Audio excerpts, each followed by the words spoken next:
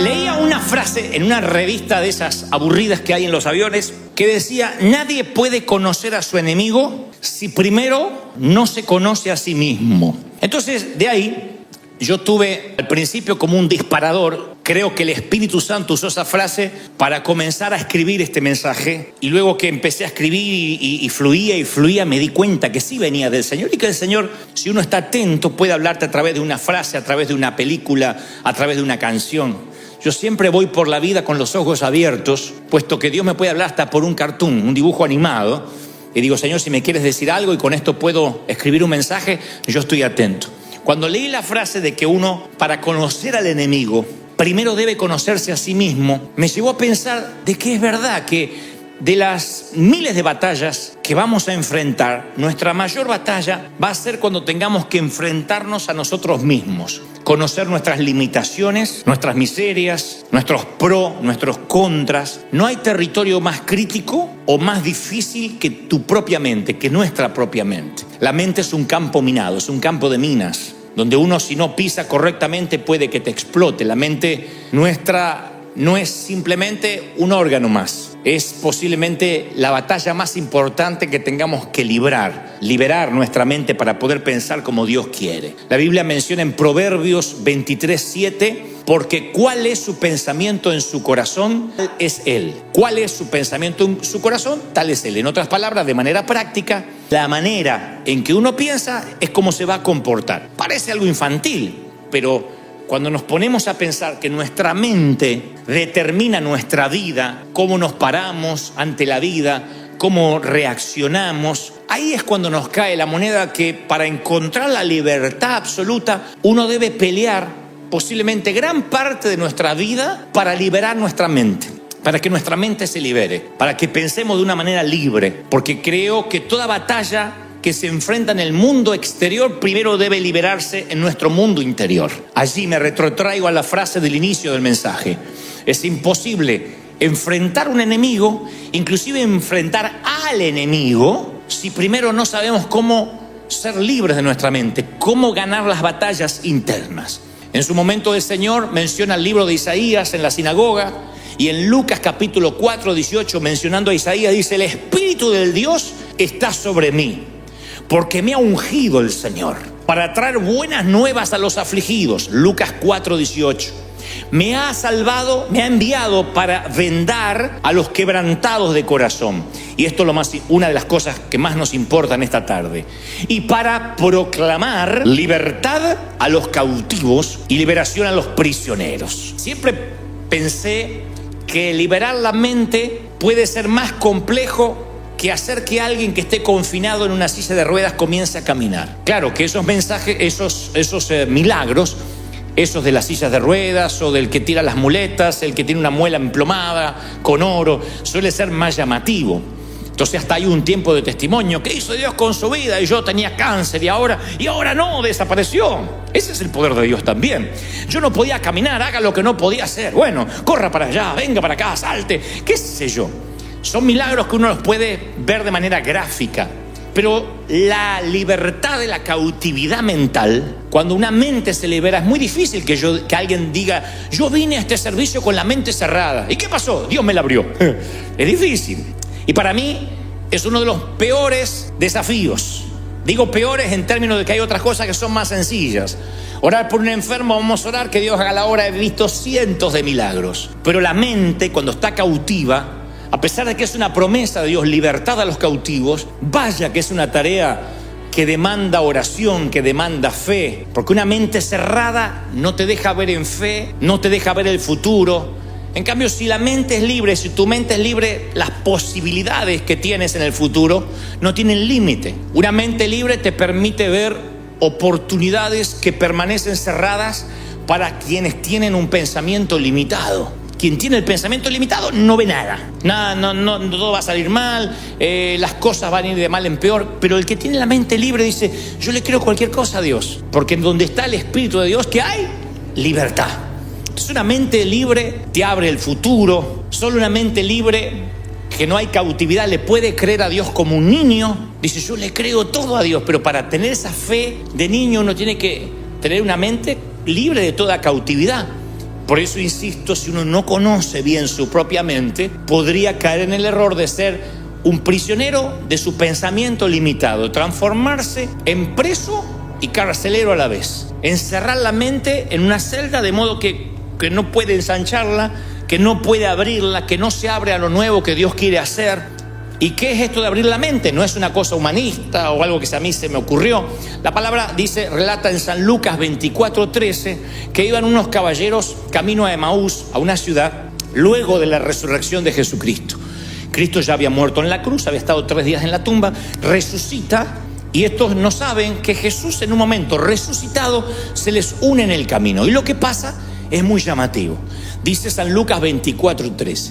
Y aquí 2 de ellos iban caminando el mismo día a una aldea, a una ciudad llamada Emaús. Y sucedió que mientras hablaban y discutían entre sí, Jesús mismo se acercó y se puso a caminar entre ellos. Pero los ojos de ellos estaban velados para que no le conociesen. O sea, era Cristo resucitado, se les unió en el camino y no le conocieron. Entonces comenzaron a hablar con Jesús desde Moisés, siguiendo por todos los profetas. Entre paréntesis, esto me da la pauta de que no eran neófitos, eran conocedores de la Biblia o de las Escrituras.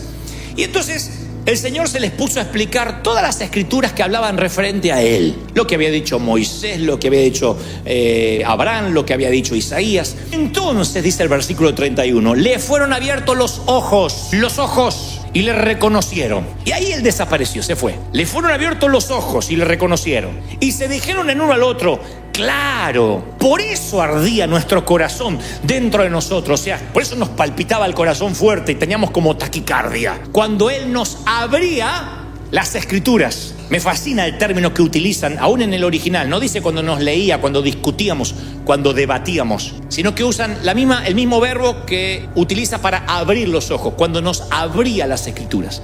Así que hay 2 cosas que se están abriendo ahora: los ojos y las Escrituras. ¿Me siguen, sí o no? Primero se le abrieron los ojos, vieron que era Cristo. Después se le abrieron las Escrituras. Dice, con razón, nos abría las Escrituras. O sea que dan la pauta de que las Escrituras, lo que habían escrito los profetas, eran todas letras muertas, no estaban vivificadas, pero ahora se les abrieron las Escrituras. Es como cuando tú lees un versículo que no tenía sentido, pero de pronto en cierta crisis de tu vida ese versículo cobra un sentido que dices, no lo había visto, no lo había pensado. Se te abren las Escrituras.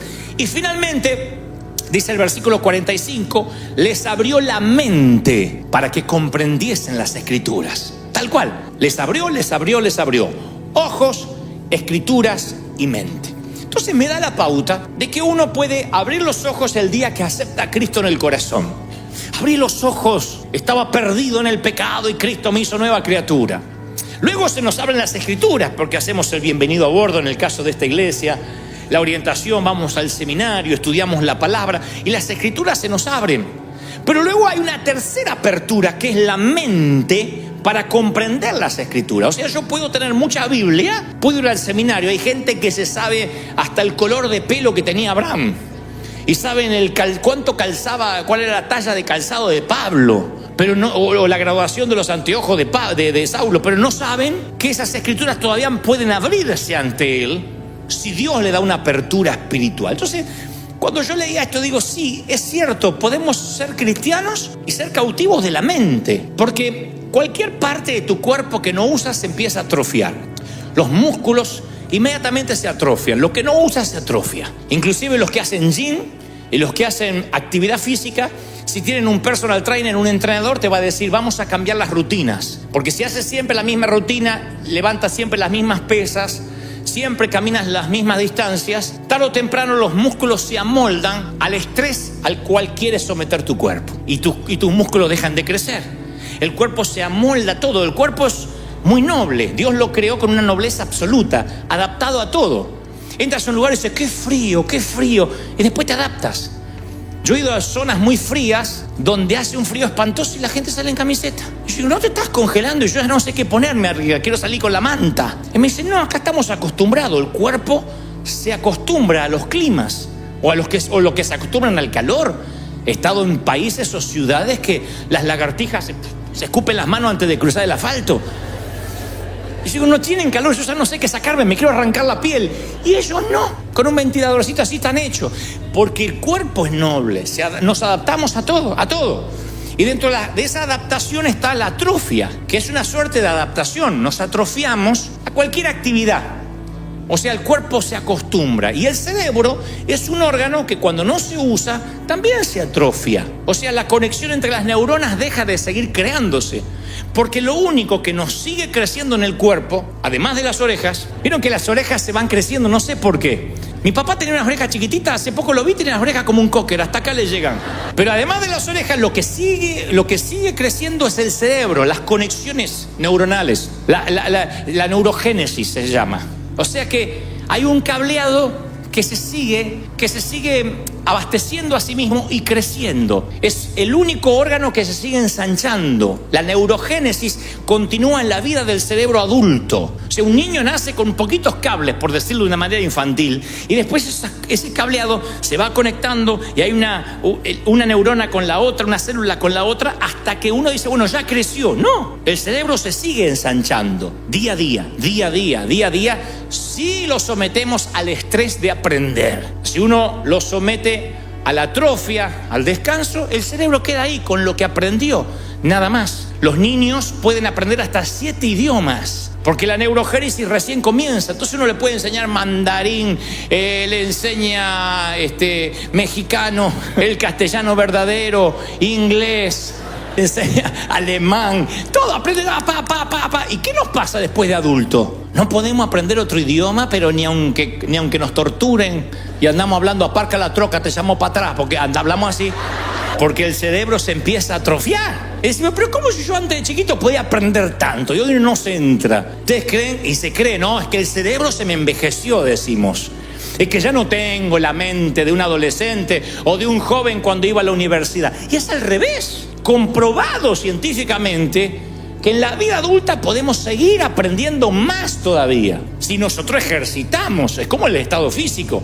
Vas a tener el físico que desarrolles. Si nunca vas al gimnasio, si nunca caminas, te van a doler las coyunturas de dormir. Te vas a levantar, ¿no? Porque el cuerpo se va atrofiando. Entonces, antes de conectar todo lo que quiero decir, en nuestra mente intentamos recordar nuestra vida, pero la mayor parte de nuestra vida, y esto lo dije en alguna otra ocasión, ha sido olvidada. No hay un cerebro que pueda almacenar toda tu vida.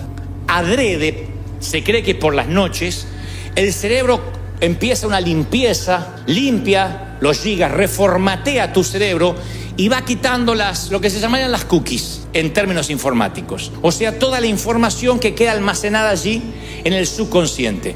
El cerebro tiene que autolimpiarse, y esto es parte de la creación de Dios para dar lugar al futuro, para dar lugar al mañana. Si no, hay un momento que tenemos 30 años y ya con 30 años vividos tenemos el cerebro ocupado, no podemos vivir más. Entonces el cerebro lo que hace es limpiar los recuerdos, y la mayoría de las experiencias, los momentos, los detalles desaparecen ocultos tras algunos pequeños momentos seleccionados al que denominamos nuestro pasado. Pero son seleccionados. Nadie recuerda toda su infancia, nadie recuerda toda su juventud. Aunque algunos estén diciendo, sí, yo la recuerdo. No, recuerdas fragmentos que estuvieron conectados con lo que sentiste, en cómo te hicieron sentir. Pero no recuerda todos tus días de colegio, todos los nombres de tus maestras, los nombres de todos tus compañeritos. Hay personas que a lo mejor a tus 10 años eran re importantes para ti, hoy no recuerdan ni la cara ni el nombre. Y eso sucede de manera consciente, sucede sin que nos demos cuenta, porque olvidamos recordar y la mente se va liberando. Por cada momento que recordamos hay otros 1000 que olvidamos. Por cada momento que nos acordamos hay 1000 que desaparecen. De hecho, hay un sistema que tenemos en el cerebro que borra momentos que son escabrosos, traumáticos, y algunos literalmente se les va de la mente y se ocultan como si fuese una suerte de alacena, de warehouse del inconsciente. Hemos hecho muchas veces sanidad interior a personas que arrastran una tristeza y no saben por qué, o que se paran ante la vida de manera traumática y dicen, no, pero yo tuve una infancia feliz. Y de pronto esa gente te dice, estuve un domingo en el servicio y de pronto vino una imagen de mi niñez y me acordé de que abusaron de mí. Uno dice, ¿cómo se va a olvidar una cosa así? Hay gente que lo tiene como un recuerdo traumático y no lo puede superar. Hay otros que el cerebro los liberó de esa carga de alguna forma y lo ocultó en el subconsciente. Pero claro, su vida se empieza a definir a partir de ese abuso, aunque él no lo recuerde. Y aquí ha habido mucha gente que ha dicho, en un servicio, mientras adoraba, vino una imagen a mi mente. me acordé, no solo de un abuso sexual, puede ser un abuso verbal. Me acordé de un momento en que no me sentía amado, amada, que me hicieron a un costado. Y Dios se lo saca a la luz, no para que sufra, sino para extraerlo, para sanarlo. Y a partir de ahí todas las cosas son hechas nuevas. Pero el cerebro es tan sabio y tan noble que a veces borra momentos que son tristes, que ya ni te los acuerdas, que si te los acordaras capaz que no podrías vivir en el presente ni disfrutar el futuro. Porque hay algunos recuerdos que sí quedan para toda nuestra vida y es el laberinto por el cual tienen que viajar nuestras experiencias futuras.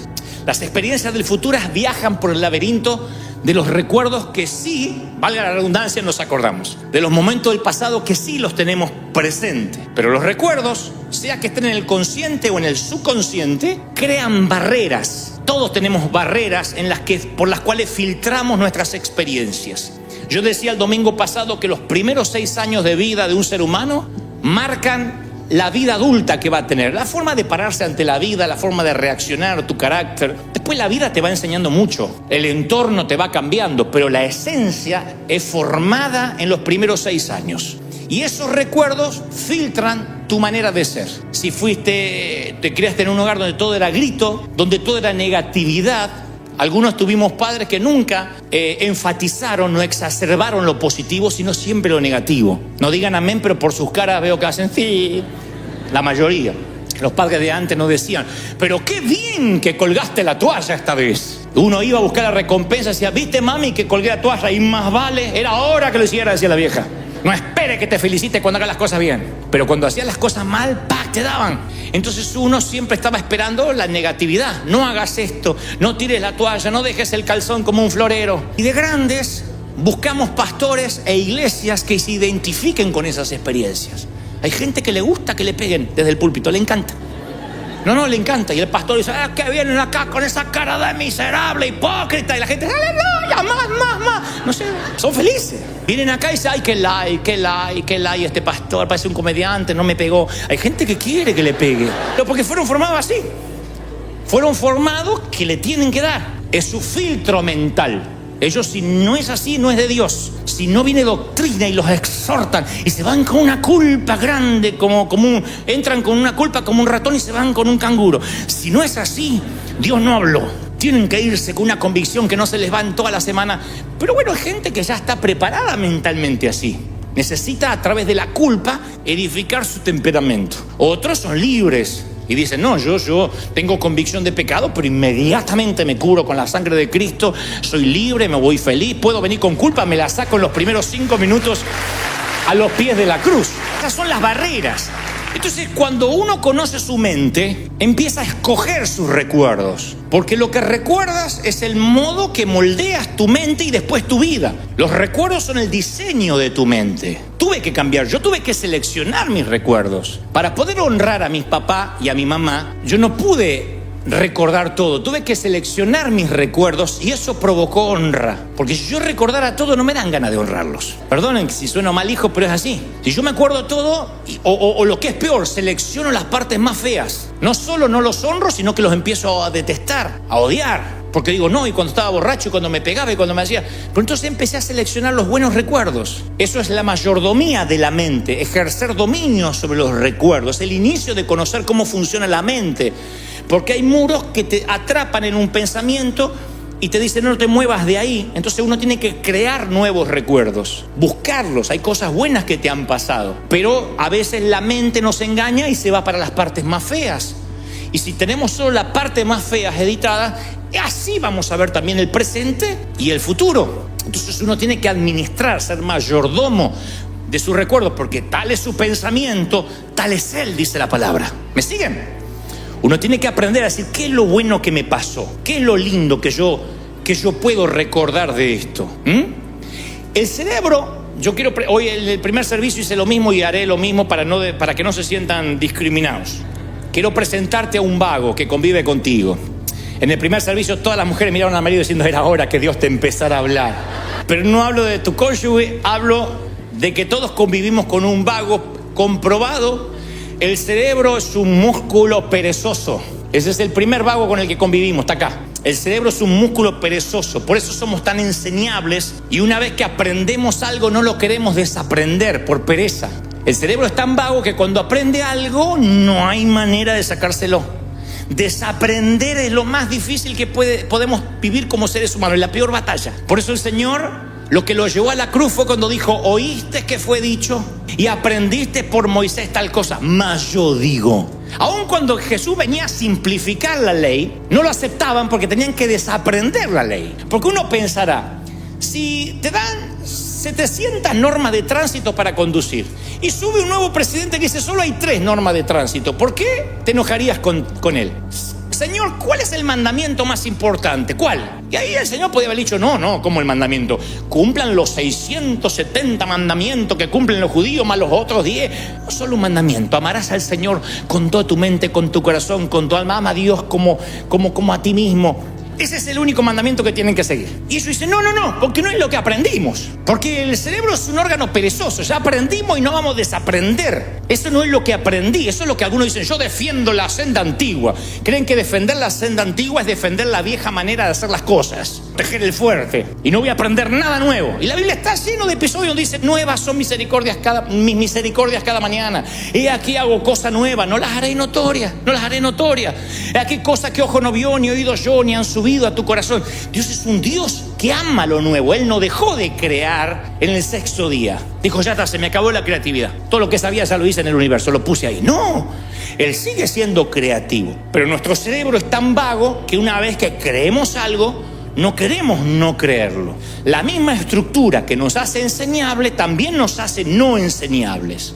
Porque si uno cree que ya se sabe todo, no le queda nada por aprender. La Biblia lo llama necio o sabios en su propia opinión. Aquel que dice: yo ya lo sé todo. Y es muy irónico que las personas más inteligentes son las más conscientes de lo mucho que no saben. Los genios de este mundo contemporáneo, Albert Einstein, Steve Jobs, son gente que fueron genios porque tenían una curiosidad insaciable por lo desconocido, por lo que no estaba hecho. No se quedaron con que ya se inventó el fuego y la rueda, ya está. Cuando uno dice: mira, todo lo que me falta aprender está así de la genialidad, de la chispa de la inteligencia. Cuando uno cree que se lo sabe todo y se pone en crítico, no recibe más de nadie.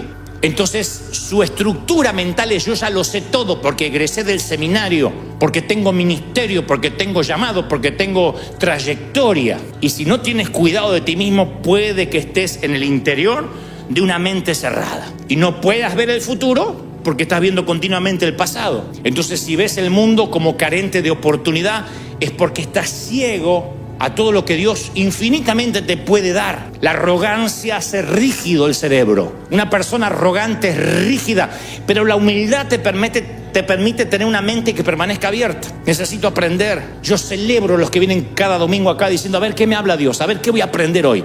De todo, porque Dios me puede hablar de física, de astronomía, de la Biblia, de todo quiero aprender. Cuando hay una alma enseñable, tu mente se va ensanchando. Y rara vez una mente que se ensancha vuelve a su tamaño original. Es lo único que permanece ancho. Cuando Dios ensancha las estacas de tu mente, nunca más vuelves a convertirte en una persona pequeña.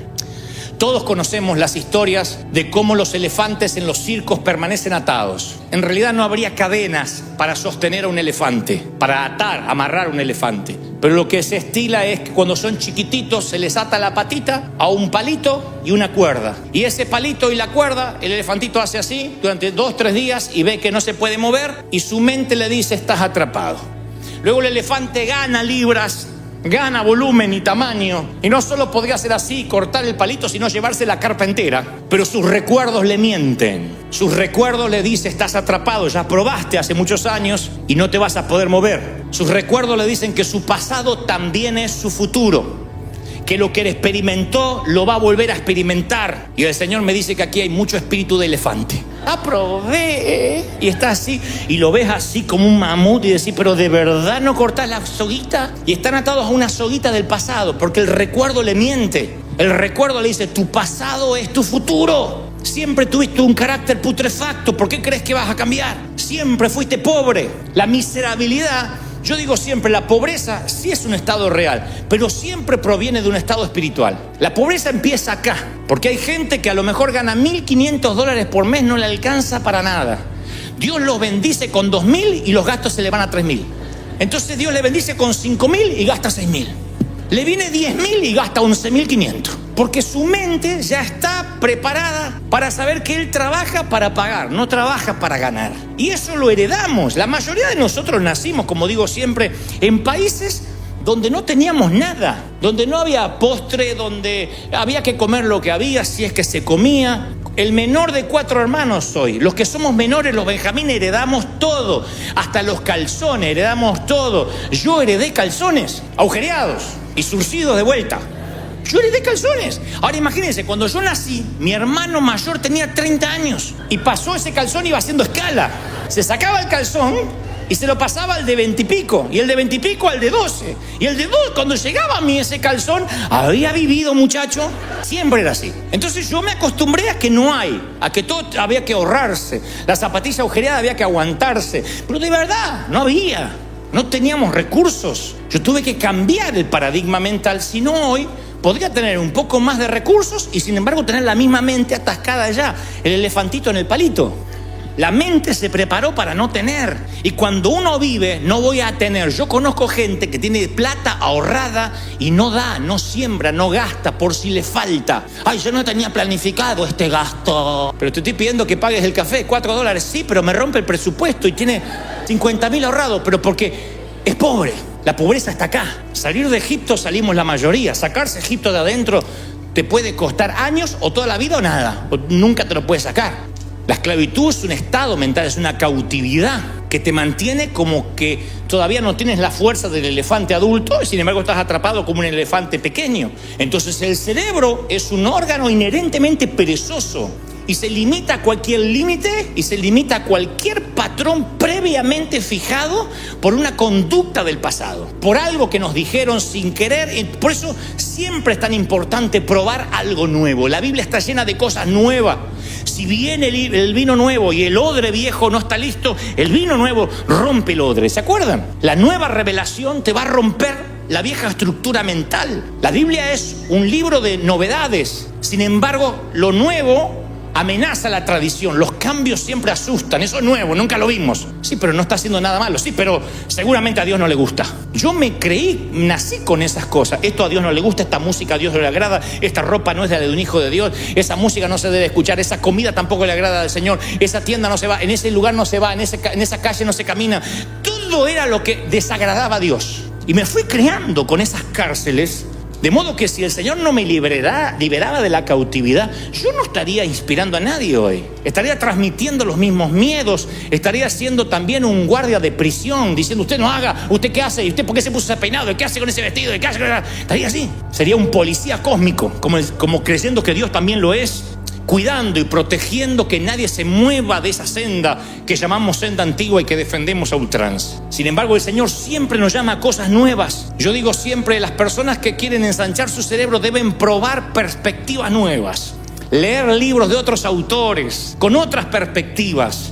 Por ejemplo, si tú eres un médico y te recibiste de doctor, de médico, y luego vas a máster de medicina, vas a congresos médicos, tú dices: yo continuamente me estoy actualizando, pero te estás actualizando en la disciplina que ya conoces. El cerebro se te atrofia porque solo manejas una disciplina. Si eres médico, deberías leer cosas de física, cosas de matemáticas, para que el cerebro se ensanche. El cerebro solo se ensancha cuando aprendes un idioma nuevo, algo que no está en tu sinapsis cerebral, algo que el cableado todavía se detuvo porque no hay nada nuevo allí que entró. Cuando tú provocas algo nuevo, tu mente se empieza a ensanchar. Y dicen que los que más viajan son los más inteligentes. Yo de algo sabía que por algo me había venido la inteligencia. Claro, porque comen comidas nuevas, dormimos en camas nuevas, conocemos ciudades nuevas, destinos nuevos. Y eso te cambia la perspectiva, te hace un ciudadano del mundo. Entonces la mente se obliga. Hay gente que dice: ay no, yo si el churrasquito no me lo hacen así, vuelta y vuelta, con 2 cebollitas, porque mayonesa no como, porque eso no. Es gente que nunca viajó. Yo he viajado a países que te dicen: coman esto, y después te enteras que es lechuza muerta con 2 víboras adentro después. Pero hasta el paladar se atrofia. Hay gente grande que todavía se casó y cree que todavía vive con la mamá. Le tienen que hacerle huevito así, porque si sabés que yo no como lo amarillo del huevo. Ay, Dios mío, hace este hombre. Cuando uno crece, su cerebro se ensancha, prueba cosas nuevas, escucha melodías nuevas. Y el Señor, cuando quiere hablar con sus profetas, con sus hombres, les dice: sal de tu tierra y tu parentela, sal de la tienda, sube a la montaña, baja en la montaña, vete a la otra ciudad. Dios los movía. Él sabía que moverlos geográficamente, ponerlos en otra topografía, les iba a dar una nueva perspectiva. Moisés tenía que subir para encontrarse con Dios. No es que Dios estaba un poco más alto y se acercaba a verlo. Dios podía hablarle como tantas veces habló en el valle. Pero el caminar, el salir, el moverte, el probar cosa nueva hace que tu cerebro se ensanche. Y cuando una idea, cuando algo creativo ensancha una mente, no vuelve nunca más al tamaño original. Porque Dios nos dio la capacidad de aprender hasta que muramos. Tengas 80 años, no tienes excusa para decir: yo ya tengo 80, ¿qué voy a aprender? Mucho. No aprenderás a manejar el celular, pero podrás aprender otro idioma, qué sé yo. Aprender es una cuestión de mayordomía, porque en un momento dejamos de ampliar la mente y comenzamos a vivir de recuerdo, dejamos de crear el futuro y comenzamos a repetir el pasado. Entonces uno tiene que aprender, leer todo el tiempo, ser autodidacta. ¿De qué sirve egresar de la universidad, colgar el diploma y no agarrar un libro más en la vida? Te va a ganar la tortuga que viene leyendo todos los días. El que estudia en la universidad a veces es como la liebre: corrección, ya está, no estudio más. Y la tortuga va leyendo. ¿Cuál es la fábula de la tortuga de Sopo y la liebre? Que salieron a correr y la liebre se fue a dormir la siesta. La liebre se fue de juerga porque dijo: yo le voy a ganar a la tortuga. La tortuga nunca paró y siguió y cruzó la línea de meta y el conejo durmiendo. La liebre durmiendo, no el conejo, la liebre. Entonces creo que hay gente que tiene ese espíritu de aprender, de ser autodidacta. Dice: yo voy a aprender hasta que me toque morir. Yo estaba leyendo que según el laboratorio de neuroimagen de la Universidad del Sur de California, el ser humano tiene un promedio de 48.6 pensamientos por minuto. O sea, casi 49 pensamientos por minuto. Para que no andes sacando cuenta, estos son 70.000 pensamientos por día. De los cuales los 70.000 pensamientos, el 92% son pensamientos negativos. Más del 30% son pensamientos de sexo. Eso no es el caso, otro día les hablo de eso. La Biblia dice que hay que llevar cautivo todo pensamiento a la obediencia de Cristo. Yo digo, si tengo 70.000 pensamientos por día, ¿cómo los llevo cautivos a pensar como Cristo? Hay demasiados pensamientos para llevar cautivos. Entonces la única forma de llevar cautivo tantos pensamientos que nos inunda, que todos, que de alguna forma pensemos como Cristo, es lo que trato de decir, es armar una cosmovisión. ¿Qué es una cosmovisión? El término se acuñó en 1850, esa frase o esa palabra, la inventó un ingeniero alemán. Decía: la cosmovisión es la manera que ves el universo y el mundo, y a partir de ahí, la forma en que vives tu vida. La cosmovisión es el filtro del pensamiento. Tu mentalidad diseña tu mundo exterior. En el sentido práctico, es la manera que ves la vida. Tú ves la vida de una manera, yo la veo de otra, y el que está a tu lado la ve de otra. Es la misma vida, pero la vemos diferente, conforme a cómo nos criaron, conforme a lo que abrimos la mente o la cerramos. Hay diferentes formas de ver la vida. Hay algunos que ven una oportunidad y otros ven un monstruo. Hay algunos que ven una ola para surfear y otros creen que es una ola que los va a ahogar. Y es la misma ola. La forma que vemos la vida es la cosmovisión, el filtro donde pasan esos 70.000 pensamientos diarios. ¿Hace sentido lo que trato de decir? ¿Hasta ahí me siguen? Bueno, si crees que el mundo está lleno de posibilidades y te levantas a la mañana y dices: el mundo hoy va a estar lleno de oportunidades, hoy algo va a cambiar, hoy puede ser un gran día, dijo Joan Manuel Serrat. Entonces te levantas y dices: hoy puede ser un gran día, y te levantas, vas a encontrar un gran día. Es bíblico. No lo inventó Serrat. Si tú dices: hoy me voy a encontrar con gente, seguramente hoy voy a encontrar con esa cara y aquel con cara de limón, y dice: es lo que vas a encontrar. Uno encuentra lo que está buscando, siempre. Si tú vienes a River a ver los que tienen mala cara, así los encuentras, así. Pero si vienes a ver los que tienen una sonrisa, así los encuentras. Entonces tiene que ver con qué perspectiva. Te levantas buscando esperanza, vas a encontrar esperanza. Si te levantas diciendo: hoy es un día de oportunidades, vas a encontrar oportunidades. ¿Por qué? Porque la esperanza, la oportunidad, las caras malas, la desazón, la envidia, viaja contigo, viaja con uno. Es como el nieto que le puso queso mientras dormía al abuelo en los bigotes. Y cuando se levantó, el abuelo dijo: uy, este cuarto apesta, que olor a pata. Y salió y dijo: el mundo apesta. Eran sus bigotes. El queso viaja en tus bigotes. No te voy a decir que repitas eso, pero que llévatelo en el corazón. El queso viaja en tus bigotes, elefantito con la pata atada. Si tu mentalidad está formada por el enojo, está formada por la codicia, nunca vas a entender que estás encontrando el mundo que tú creaste. Uno crea el mundo que tiene en su mente. Para mí servir a Dios es fácil. Yo me tomé de la palabra ligera es mi carga, mi yugo es fácil. Yo me divierto sirviendo al Señor. Cualquiera que me conoce sabe que yo me divierto, no me canso. ¿Cuándo duerme? Me dicen algunos. ¿Y cómo hace? ¿Dónde saca tanta energía? Cuando hace lo que te gusta, es fascinante. Yo estuve haciendo entrevistas esta semana, eran las 12 de la noche y yo estaba hablando de las 6 de la mañana. Puse el cerebro a dormir y seguía hablando solo la boca. La perspectiva que uno tenga de la vida es lo que va a encontrar. La mente es un filtro. Entonces uno crea un filtro mental. Uno no puede llevar todos los pensamientos cautivos, pero todos los pensamientos van entrando por ese filtro. Y ese filtro de alguna forma es como que los recibe a los pensamientos, algunos los eyecta y otros los distorsiona para que piensen conforme a tu filtro. Yo lo he vivido. He ido a lugares donde a mí le caigo gordo, a la gente no le gusto, se me sientan ahí a criticarme. Puede respaldarme el Espíritu Santo de una forma asombrosa. Se levanta un muerto y entra por su filtro lo que ve, lo distorsiona y dice, por Belcebú lo hizo. Acomoda lo que vio a su filtro. Eso no va a cambiar. Ya están cautivos de la mente. Entonces van a encontrar lo que vinieron a buscar. Si tú te vienes a la iglesia con mente crítica, acá hay mucho para criticar, mucho. No te va a gustar mi forma de predicar, no te va a gustar la música, no te va a gustar cómo se viste aquel, que otro, la lucecita. Hay miles de cosas que no te van a gustar. Pero hasta un parque temático pasa eso. Tú puedes ir a Disney a criticar. Las colas que hay que hacer, la fila para ver un pato. Ay, Dios mío. Un agua mineral, $10, pero es una locura. Es lo que me van a cobrar. Ay, que me parece que me sientan asaltando para aguantar ese perro, porque ya te levantaste la mañana que te ibas a enfermar a Disney. O te levantas diciendo, yo voy a celebrar, voy a festejar, voy a disfrutar el día. Es cambiar el paradigma de la mente. Por eso uno debe preguntarse, a ver, ¿cómo vinieron estos pensamientos? ¿Cómo entraron en mi cabeza? Esto es para que uno piense que todo lo que pensamos viene de una tradición, de algo que nos dijeron, de algo que nos dijeron así se hacía. Entonces la construcción de la realidad es moldeada del modo subconsciente, a veces de otras personas que nos dijeron y que tienen más control de nosotros que lo que nos damos cuenta. A veces un pastor, un maestro, un padre, con mejor o peor intención, nos controlan nuestra manera de ser. Y decimos, esto se hace así porque así lo hacía mi mamá.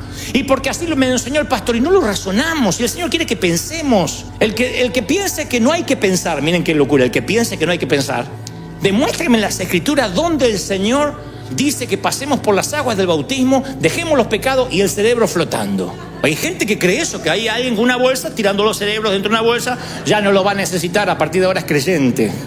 Entonces la gente que tiene miedo de pensar se le atrofia, porque la mentalidad filtra la información que no está de acuerdo con la perspectiva de tu realidad. Y si no la filtra, la distorsiona o la expulsa, porque ya hay como cánones preestablecidos. Esa es la cautividad de la mente, los cánones, desaprender cosas. A mí me cuesta mucho predicarle. El público más difícil que yo he tenido son pastores y líderes. Después, el que sigue en difícil son los religiosos, los que tienen 30, 40 años en la iglesia, aleluya, que hablan así. Y después público más fácil son los inconversos, gente que no cree nada, esos son sencillos. Yo voy a canales de televisión a veces y me dicen, ¿cómo es esto el evangelio? ¿Hay que dejar algo? No, le digo, es aceptar a Cristo en tu corazón, solo eso, todo es sencillo. Y entonces el mensaje de salvación en 2 minutos. Esto mismo, versión religiosa. No comparto. No hizo llamado al altar. No leyó San Juan 3:16. O sea, ya se empieza, hay un paradigma. Y si son pastores, peor, porque ya lo saben todo.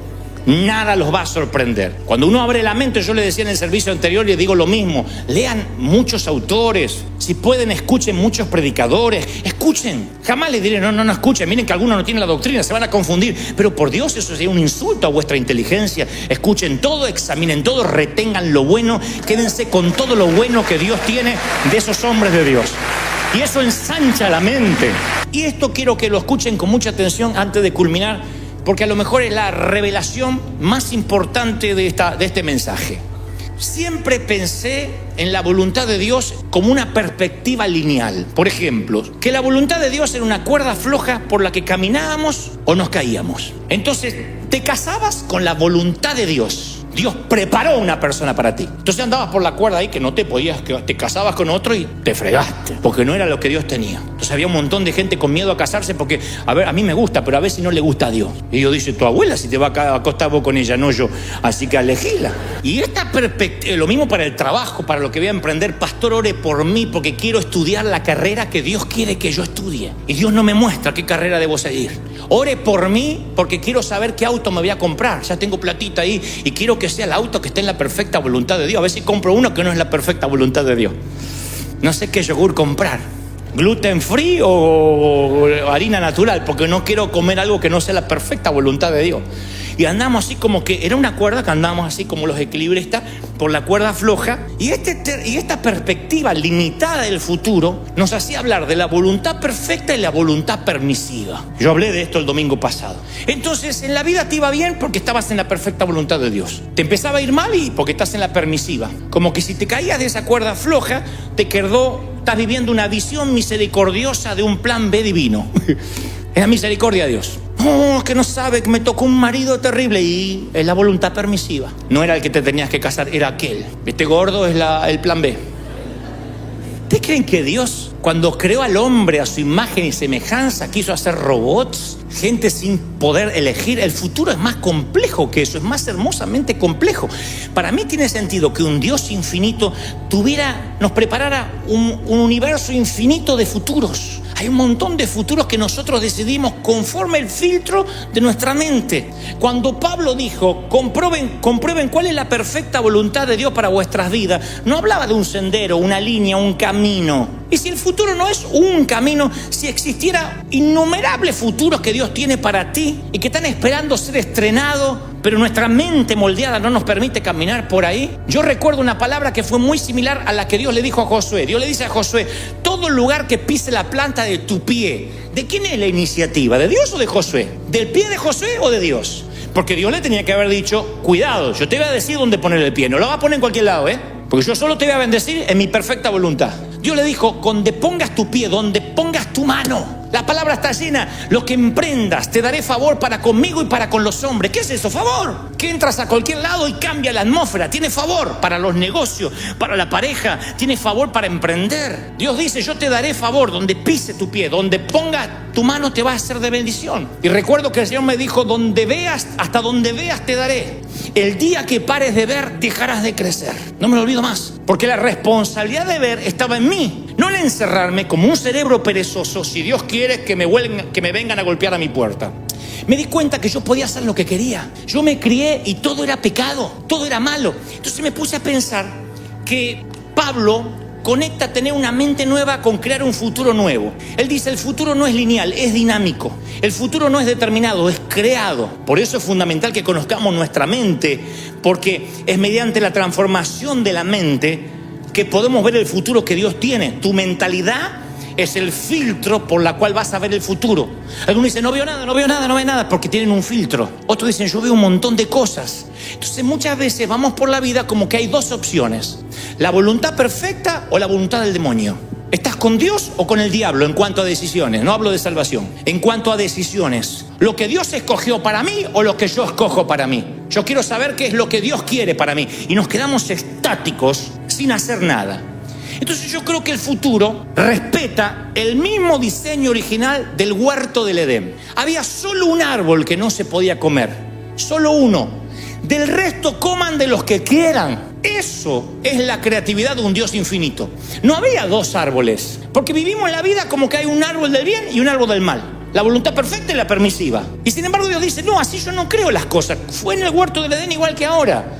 Hay infinidad de futuros para ti. Puedes comer, puedes atreverte, crea, estudia, prepárate, capacítate. Hasta donde la mente te da vas a poder. Solo un árbol no toques, el pecado. Solo un árbol. Sin embargo, a mí me criaron que había solo un árbol bueno, la voluntad de Dios. Todos los demás árboles eran malos. La tele era mala, el teatro era malo, vestirse era malo, jugar al fútbol era malo, contar un chiste era malo, mirar una película era malo. Eran todos árboles malos. Yo estaba en el medio del huerto con todos árboles podridos. Para donde miraba había pecado, para donde miraba había pecado. No había manera de no pecar. Y los de mi edad no pecábamos, no porque éramos santos, porque nos faltaban recursos.